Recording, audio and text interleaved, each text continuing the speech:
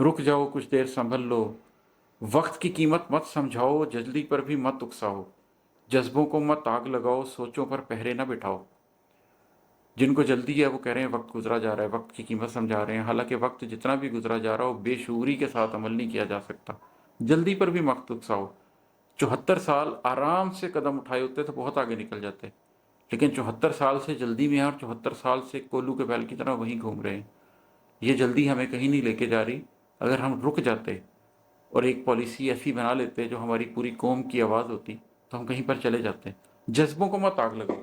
उसके बाद एक मुकम्मल 25-30 साल हमने जज्बों को आग लगाकर गुजार दिए, कभी जहाद के नाम पर, कभी किसी नाम पर, कभी किसी नाम पर। जज्बों को आग लगाकर हमने अपनी दहाइयाँ ज़ाया कर दी। सोचों पर पहरे ना बिठाओ। फिर हमारे अंदर से जो लोग उठे, जो इंटेलेक्चुअल उठा, जिसने की आवाज़ उठाई, हमने उसकी बात ही नहीं सुनी।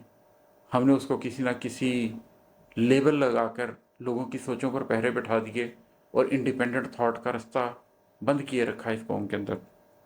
बात को समझो, पहले अपनी ज़ात को समझो, नेशनल आइडेंटिटी को समझो, पहले अपने अंदर फैली काली नागन जैसी रात को समझो।